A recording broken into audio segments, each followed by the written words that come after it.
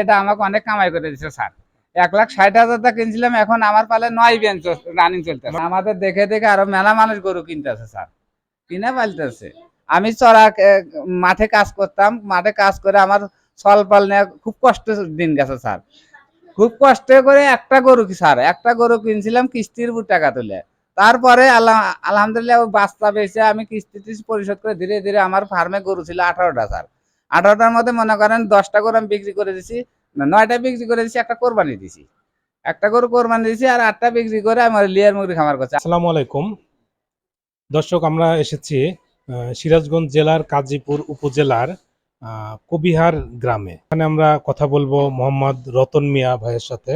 উনি একজন উদ্যোক্তা, উনি একজন ডেইরি খামারি। তো তার ডেইরি খামার সম্পর্কে আমরা এখন তার কাছ থেকে বিস্তারিত জানার চেষ্টা করব।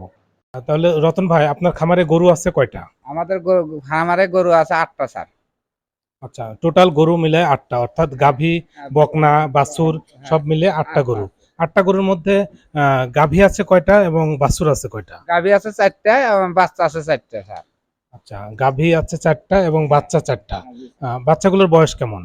স্যার 4 মাস, 5 মাস এবং 2 মাস, 1.5 মাস এরকম। আচ্ছা, বিভিন্ন বয়সের বাছুর আছে। তো 4টা গাভী থেকে এখন কি দুধ হচ্ছে নিয়মিত? হ্যাঁ স্যার, নিয়মিত দুধ হচ্ছে। আচ্ছা, নিয়মিত দুধ হচ্ছে 4টা গাভী থেকে। তাহলে এক একটা গাভী দেখে আমরা একটু দেখি যে এই যে গাভীটা অনেক সুন্দর, এটার বাচ্চাটার বয়স কত? বাচ্চাটা স্যার 1.5 মাস বয়স। বাচ্চাটার 1.5 মাস বয়স। হ্যাঁ 1.5 মাস। আচ্ছা, দুধ হচ্ছে কতটুকু? আল্লামাদি সকালে আসে 16 থেকে 17 লিটার, বিকেলে 8-9 লিটার। মাশাআল্লাহ মাশাআল্লাহ।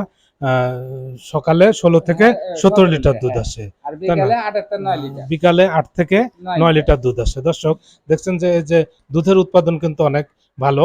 এই যে ফ্রিজিয়ান, হলস্টেইন ফ্রিজিয়ান জাতের এই ক্রস জাতের এই গরুটা, তো যথেষ্ট ভালো দুধ উৎপাদন। এবং খামারিদের এই যে দুধ উৎপাদন, এই জিনিসটা মাথায় রাখতে হবে। কারণ গরু পালার সময় যদি আপনার দুধ উৎপাদন 5 লিটার 7 লিটার হয়, তাহলে সেই গাভী পালন করে খামারিরা কিন্তু লাভবান হতে পারে না। তো এখানে যে রতন ভাই তার যে গাভীটা, এই গাভীটার যে দুধ, এই দুধ বিক্রি করে কিন্তু উনি স্বাবলম্বী এবং যথেষ্ট লাভবান। এরপরে আমরা দেখি যে এই যে এটা হলস্টেইন ফ্রিজিয়ান জাতের গরু। তো এটার কি বাচ্চা আছে? জি স্যার, এটারও বাচ্চা আছে। এটা বিয়ে হয়েছে 3-4 মাস হইতে। আচ্ছা, 3-4 মাস বয়স, বাচ্চাটার বয়স প্রায় 3-4 মাস। তো এটার দুধ উৎপাদন কতটুকু? স্যার এটার দুধ 20 লিটার দুধ হয়। সকাল বিকাল মিলে 20 লিটার? হ্যাঁ, সকাল বিকাল মিলে 20 লিটার দুধ হয়। আচ্ছা, এটাও যথেষ্ট ভালো দুধ উৎপাদন। এখানে ভালো দুধ দিচ্ছে, যথেষ্ট ভালো। সকাল বিকাল মিলিয়ে 20 লিটার দুধ হচ্ছে। তো এতেও কিন্তু উৎপাদন ভালো বলা চলে। এখন এরপরে আমরা আরেকটা গরু দেখতে পাচ্ছি, এটাও বেশ সুস্থ গরু দেখতে পাচ্ছি আমরা, সুন্দর গরু। এটা এটা এটা বকনা না? হ্যাঁ বকনা স্যার, এটা বকনা গরু, প্রথম বিয়ান দিছে, এবার আবার ফের রানিং 5 মাস গাব আছে। আচ্ছা, একটা বিয়ান দিছে এর আগে? একটা বাচ্চা হয়েছে, আবার রানিং 5 মাস গাব। আচ্ছা, এটার একটা বাচ্চা হয়েছে, এর আগে একটা বাচ্চা দিছে এবং তারপরে আবার সে গাভীটা কনসিভ করার পরে এখন এখন 5 মাস পেটে, বাচ্চার বয়স হচ্ছে 5 মাস। তো এখন দুধ হচ্ছে কতটুকু? আর এটা দুধ প্রথম বিয়ান তো 17 থেকে 18 লিটার দুধ পাচ্ছি। এখন মনে হয় 10-15 সার দুধ আসে, 15 লিটার মতো আসে। সকালে 9-10 আর বিকেলে 5। আচ্ছা, সকালে 9-10 লিটার দুধ এবং বিকেলে 5 লিটার দুধ হচ্ছে। যাই হোক, মাশাআল্লাহ, এটাও ভালো, খুব সুন্দর একটা গরু।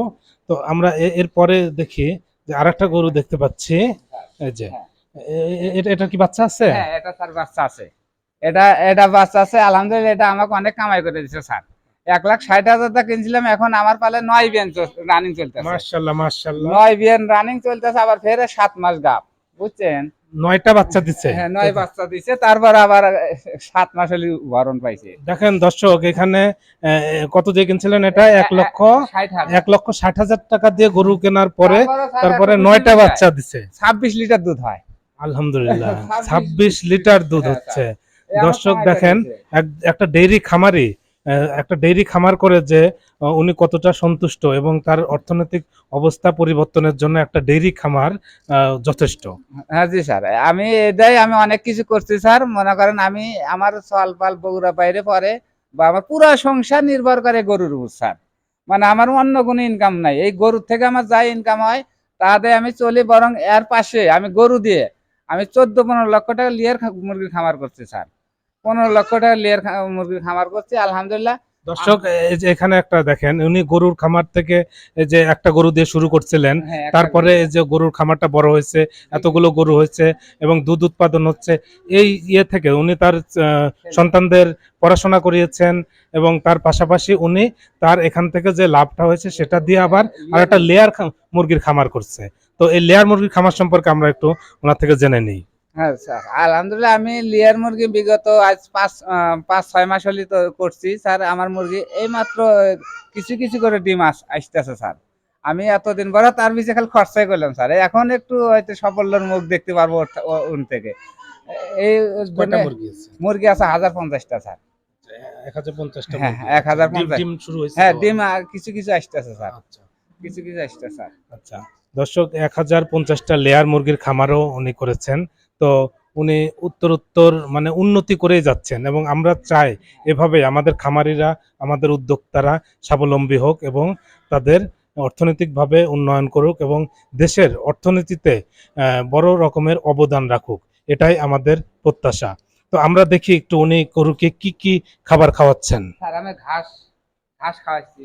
আচ্ছা, ঘাস। হ্যাঁ, এই যে ঘাস। খাবার হ্যাঁ, দেখতে ঘাস। পাচ্ছি আমরা, ঘাস এই যে খাওয়াচ্ছি। ঘাস কেটে দিচ্ছেন। হ্যাঁ। ঘাস কি দিয়ে কেটেছেন? মেশিন দিয়ে স্যার। মেশিন দিয়ে, যেমন একটা হ্যাঁ, এই ঘাস তো। কাটার মেশিন আছে, হ্যাঁ, গ্রাস চপার মেশিন। হ্যাঁ, এই যে আমরা দেখতে পাচ্ছি ঘাস কাটার মেশিন। উনি এখানে এটা দিয়ে খড়ও কাটেন, হ্যাঁ, খড় কাটছে, খড় কাটছে যে, তারপরে এই যে ঘাস ঘাস কেটে রেখে দিয়েছে। হ্যাঁ, এই যে, ঘাসটা এই যে ঘাস কেটেছে। প্রতিদিন কয়বার করে ঘাস কাটেন আপনি? আর একবেলা ঘাস কাটি। সকালে ঘাস আনি, বিকাল পর্যন্ত খাই। আমি এক সন্ধ্যা ঘাস খাওয়াই খালি বিকালে।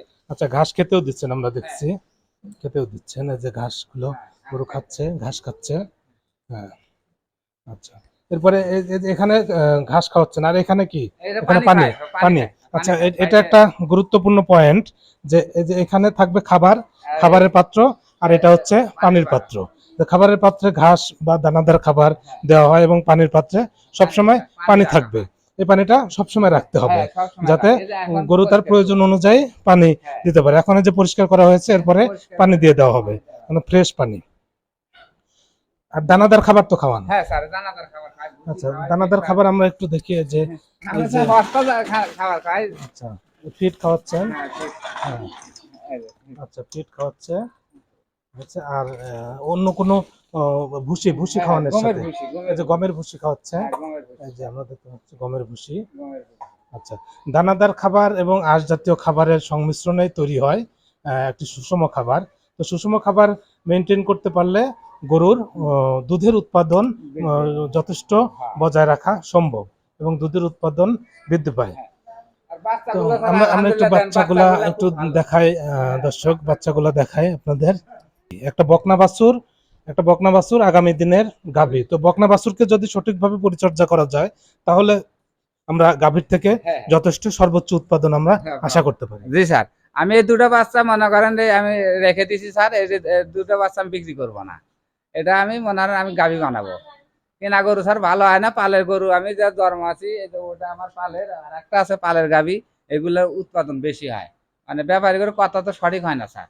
না, আর পালের গরু আমি ধীরে ধীরে গড়াইতেছি। নিজের পালের গরু থেকে, নিজের পালের বকনা থেকে হ্যাঁ, একটা গাভী তৈরি করবেন এবং গাভী থেকে 20 লিটার 30 লিটার দুধ উৎপাদন হবে, এটাই আমাদের প্রত্যাশা। আমাদের দেখে অনেকে লোকে খামার করতে আগ্রহ হয়েছে।